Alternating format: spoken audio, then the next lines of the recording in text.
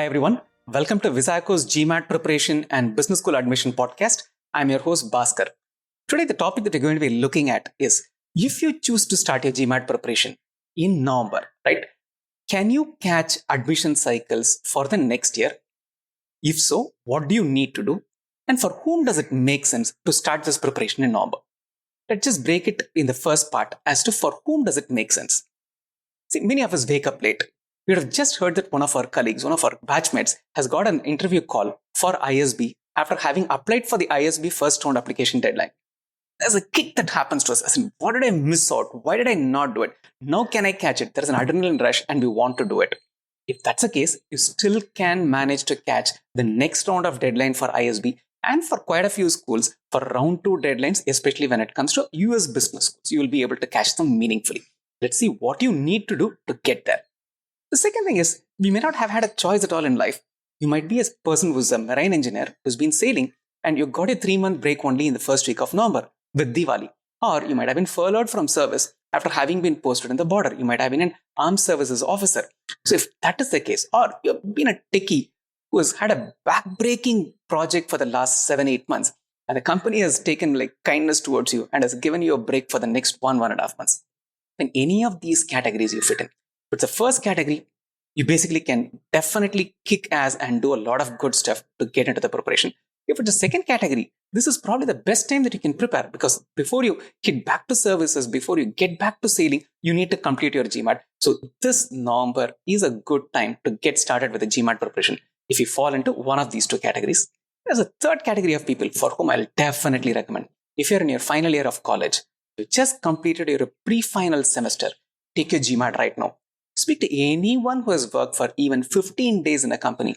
You'll realize how difficult it is to prepare for the GMAT when you're working than when you are in college. College is actually a holiday time, 3 years or 4 years or whatever it is. This last bit, after your penultimate semester, right, the 5th semester or the 7th semester or the 9th semester, depending upon whether you do a 3, 4, 5-year course, prepare for the GMAT. Take a GMAT, have the GMAT score. It's valid for 5 years. You can apply for programs which are like deferred MBA programs. You can apply for MA, the multiple options that come to you.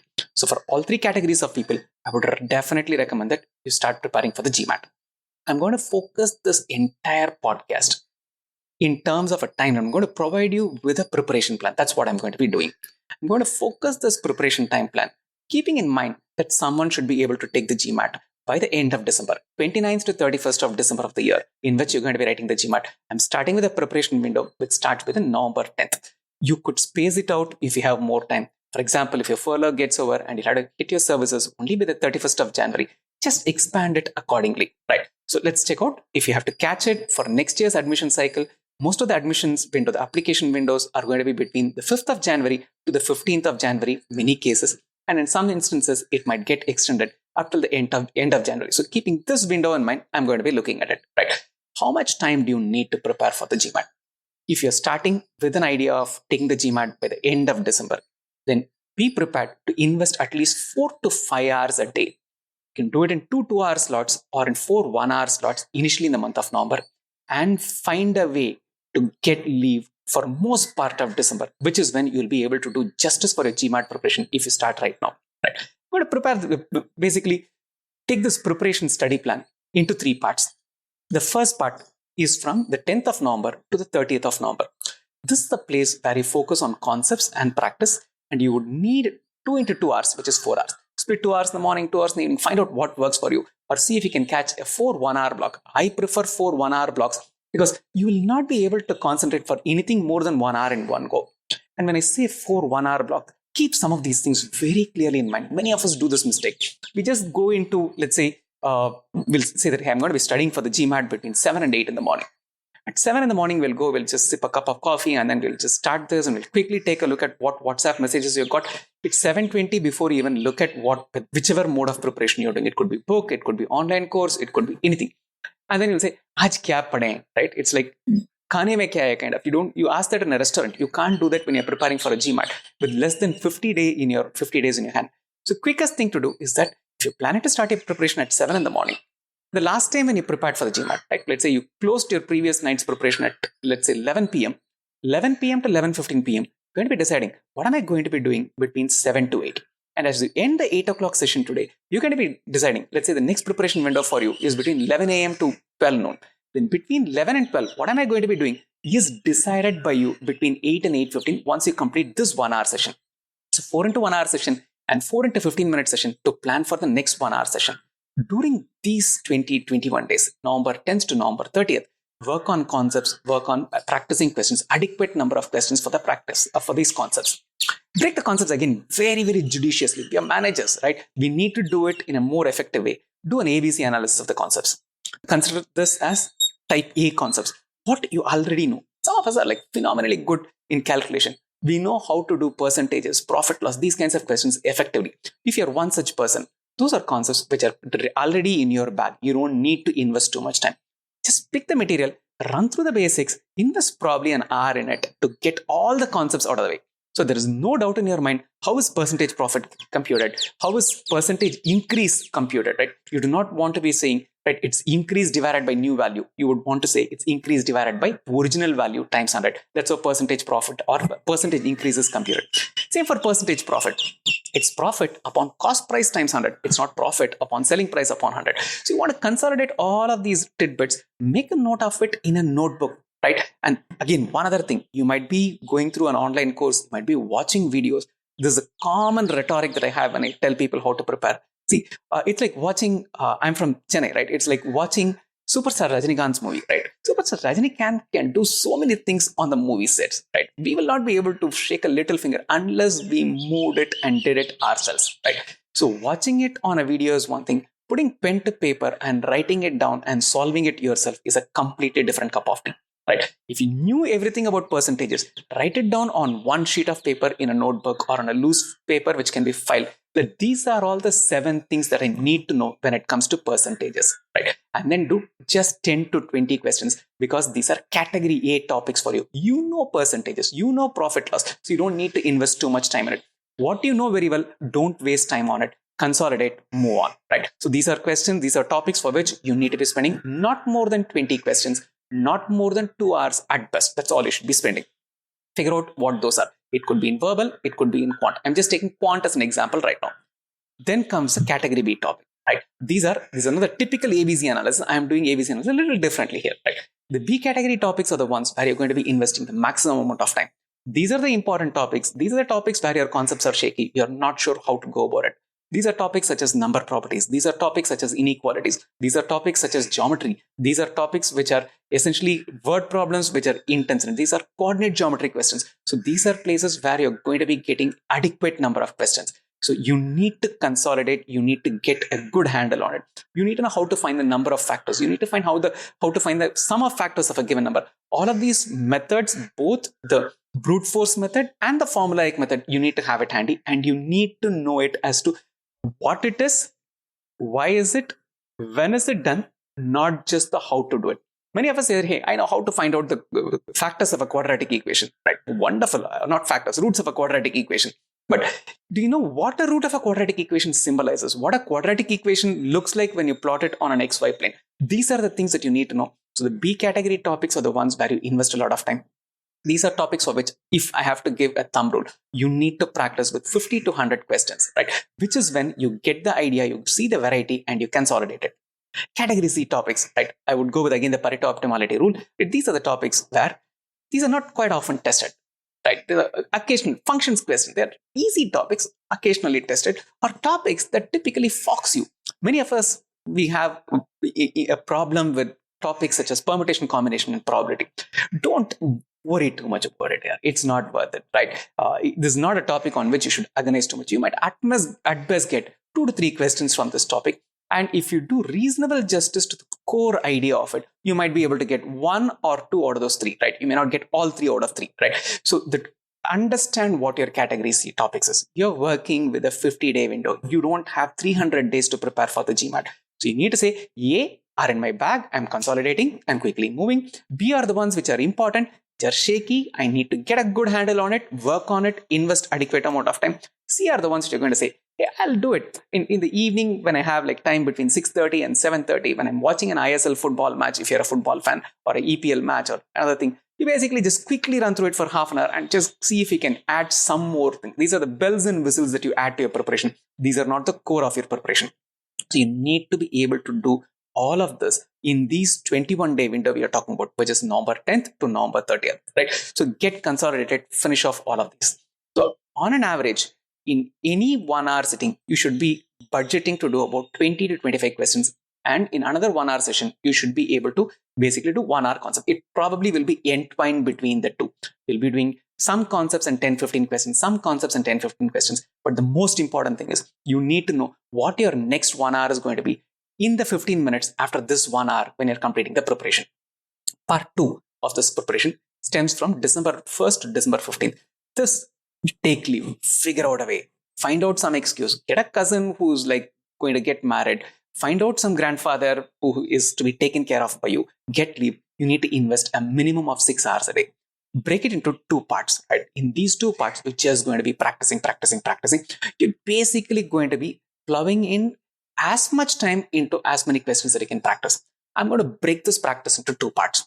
Part 1, both of these are timed ones. Part 1 is basically to 70 odd questions, the equivalent of one full GMAT question. There are 31 quant questions, there are 36 verbal questions, that's 67 questions. So I want you to do in one sitting 70 questions. So that's going to take you roughly about 2.5 hours to do justice to it. That's the kind of time window that you get there also, right? So you're going to take 2.5 hours, pick topic tests. You'll say, I'm going to be covering 2 topic tests, each of 35 questions. It could be 35 number property questions. It could be 35 inequality questions. It could be 35 sentence correction questions. It could be 35 critical reasoning questions. Choose what you want to do. Or you could basically do section tests. You can pick, if you buy the official GMAT guide, right? The official software lets you program it into multiple tests of your kind.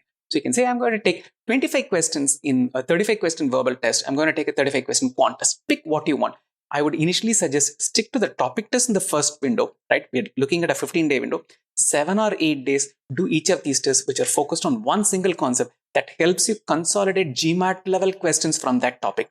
The second half or the last 1/3, basically do it as quant section, do it as verbal section, not as number properties questions. So you would need about 2 hours to 2.5 hours to do the 70 questions.